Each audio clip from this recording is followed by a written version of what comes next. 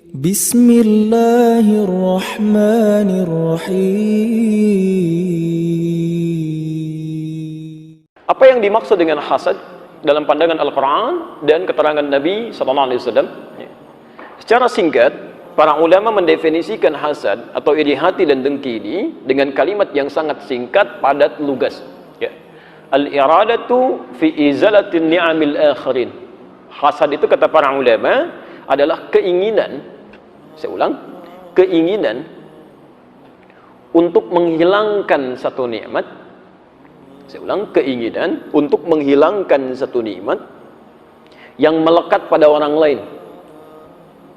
Pelan-pelan ya, keinginan untuk menghilangkan satu nikmat yang melekat pada orang lain. Ya, di bagaimana caranya orang yang sedang diuji diberikan nikmat oleh Allah hilang nikmatnya atau tidak dia dapati ya. Hati-hati ya, kalau Anda misalnya lewat tiba-tiba melihat tetangga sedang punya mobil baru, ada keinginan dari dalam diri Anda, misal ya kan, wah mobilnya kok bagus-bagus ya, mungkin satu saat dia nggak punya seperti itu. Nah itu sedang kena penyakit tuh ya. Ada teman Anda sedang promosi jabatan, tiba-tiba Anda menginginkan dia misalnya, menginginkan hal yang serupa ya, dan dia kehilangan hal itu pun sedang kena penyakitnya. Atau bahkan ketika Anda menginginkan nikmat itu, sekalipun tidak mengharapkan dia kehilangannya, itu pun sedang terkena penyakitnya. Nanti kita akan lihat ya, kita akan lihat. Coba umumnya Anda kalau melihat teman-teman punya barang baru, pengen atau tidak? Nah bagaimana keinginan itu nanti bisa masuk kategori hasad atau sekedar cuma ingin saja? Nanti ada keterangannya ya. Baik, jadi bagian pertama yang disebut dengan hasad dalam keterangan Al-Quran dan hadis-hadis Nabi SAW, kata para ulama, al-iradatu fi izalati ni'amil akhirin, keinginan untuk menghilangkan nikmat-nikmat yang melekat pada orang lain. Pelan-pelan. Sekarang kita lihat bagaimana bahayanya penyakit ini. Quran surah ke-113 Al-Falaq, satu surah sekaligus. Kita ambil peringatan Nabi dulu SAW ya, yang diterangkan lewat Al-Quran. Allah berfirman, lihat kalimatnya ya. Quran surah Al-Falaq, Qul a'udhu birabbil falaq. Pelan-pelan katakan, ini perintah. Jadi kalau ada kata kul itu perintah ya, perintah. Jadi sifatnya kalau sudah perintah itu penegasan, mesti ya, sedapat mungkin kita lakukan, sedapat mungkin kita lakukan. Kata Allah, katakan, Qul a'udhu birabbil falaq, aku berlindung kepada penguasa subuh, yang punya waktu subuh. Subuh itu awal aktivitas ya. Saya tulis dulu, berlindung pada penguasa subuh, saat aktivitas mulai dilakukan. Awas pelan-pelan ya, nanti kita simpulkan di akhir.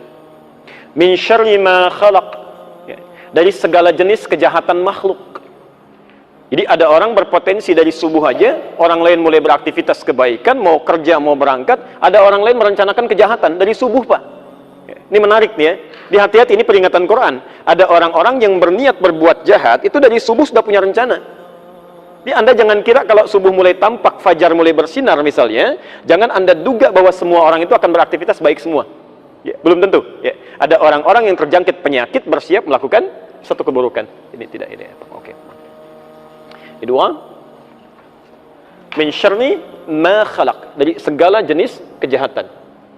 Saya tulis dulu, segala jenis kejahatan. Segala khair, nggak apa-apa ya, ketahan. Perhatikan pelan-pelan, teruskan ayatnya. Wa min syarri ghasiqin idza waqab, dan dari kejahatan yang muncul di malam saat gulita, saat gelap ya. Perhatikan, jadi ada orang yang berbuat jahat dari waktu subuh, ada orang berbuat jahat di waktu malam ya. Sedangkan ayat ini ingin menunjukkan bahwa penguasa subuh sampai malam itu cuma Allah ya.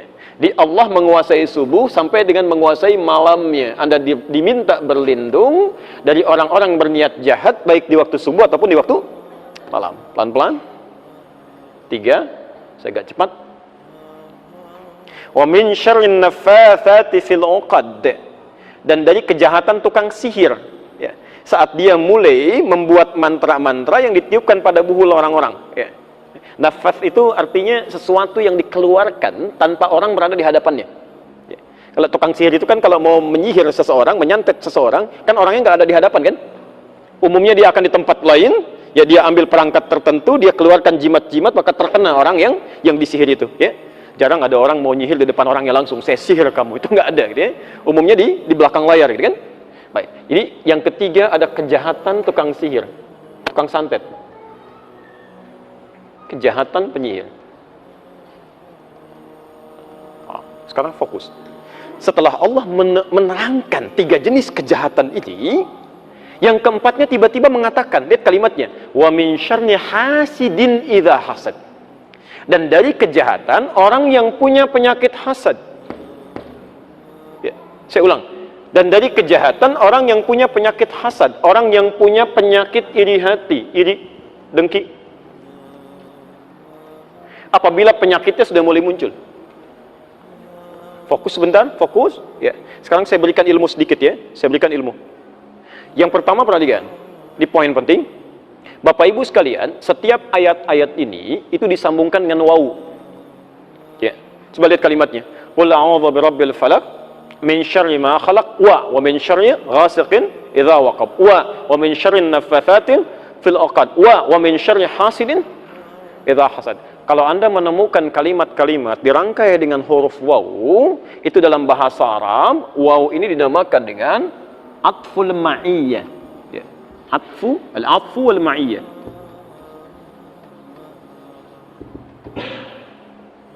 Apa itu ataf? Ya. Ataf itu artinya merangkai dua hal, ya, merangkai dua peristiwa yang berbeda dalam satu hal yang bersamaan, dirangkaikan bersamaan tuh. Ya. Jadi kalau saya katakan Dhahaba Ahmad ila Jami' Nurul Bahri wa Ali, pakai waw, ya. Ahmad pergi ke Masjid Nurul Bahri dan Ali. Itu artinya Ahmad dan Ali bersamaan jalan. Jelas ya? Kemudian yang kedua ma'iyah, ya. Ma'iyah itu artinya menunjuk pada, pelan-pelan, menunjuk pada fungsi yang serupa atau hukum yang sama, setara nilainya, ya. Pada kesetaraan nilai. Mas, hati-hati, ini jarang dibahas ini ya. Hati-hati. Jadi seakan-akan Allah ingin menyamakan, perhatikan, bahayanya penyakit orang iri hati ini, bahaya penyakit iri hati itu sama dengan bahaya sihir, ya, bahaya tukang sihir. Bahkan caranya sama ya. Jarang-jarang kan ada orang iri hati langsung di hadapan orangnya. Ya, biasanya ketika dia iri hati, ingat kan, baru dia bikin status tertentu, baru keluar kalimat yang tidak menyenangkan, jarang di hadapan orangnya. Ya. Dan yang lebih luar biasa, penyakit iri hati ini pertama, kita urutkan satu-satu. Satu, kata Allah, lihat, tingkat bahayanya, kalau ada orang cuma berbuat jahat subuh saja, ada orang berbuat jahat malam saja, iri hati ini berpotensi berbuat jahat dari subuh sampai malam. Ya. Karena orang-orang yang terkena penyakit iri hati, begitu muncul sifatnya, seketika bisa berbuat jahat. Ya. Perampok beraksi subuh, siang istirahat. Ya. Perampok beraksi siang, malamnya istirahat. Penyakit iri hati tidak, mau subuh, tiba-tiba ingat orang yang dimaksudkan dengan rasa irinya, muncul perasaannya, bicara dengan istrinya. Tahu nggak mah, saya mau berangkat ke kantor sekarang, orang ini luar biasa menyebalkannya, muncul. Malam-malam mau tidur, tiba-tiba ingat lagi, mulai bikin status, dituliskan di media sosialnya. Ya. Jadi seakan-akan ingin mengatakan, orang-orang yang punya penyakit iri hati ini, Masya Allah, saking luar biasa bahayanya, hidupnya tidak akan pernah tentram dari mulai subuh sampai dengan malam. Nggak percaya silakan. Ya. Orang-orang terkena penyakit iri hati, begitu temannya dapat promosi jabatan, dari subuh sampai malam, kepikiran juga. Ya. Bahkan kadang-kadang dalam tidurnya masih mencela juga ya. Orang istirahat, oh, ini keluar kalimat-kalimat. Ya. Baik. Yang kedua, maaf, sifat iri hati menggunakan huruf waw disandingkan dengan segala jenis kejahatan. Min syarri ma khalaq. Ini menunjukkan bahwa orang yang terkena penyakit iri hati itu sama jahatnya dan kejahatan-kejahatan lain. Jadi kalau ada orang mencuri, ya, itu sama dengan orang iri hati. Ada orang misalnya iri hati, ada orang lain merampok, itu sama nilainya, sama jahatnya, ya, sama jahatnya. Jadi bukan cuma dosa yang melahirkan kegelisahan dari mulai pagi sampai malam, tapi juga tingkat kesulitannya. Penyakit ini disebut oleh Al-Quran berpotensi melahirkan kejahatan-kejahatan yang benar dosa. Ya, jelas di sini? Nah, yang mau saya tekankan di sini, hasid itu kan yang pemiliknya, yang punya penyakitnya. Jadi Anda bayangkan saking bahayanya penyakit ini, jangankan kita yang terinfeksi, kita nggak kena penyakit pun diminta oleh Allah berlindung dari yang punya penyakitnya. Ya. Kan ayat ini berkata, "Qul a'udzu birabbil falaq." Katakan, saya berlindung kepada Allah, kan? Penguasa waktu subuh, ujung ayatnya, dan saya berlindung kepada Allah dari orang-orang yang punya penyakit iri saat penyakit itu muncul dari dirinya.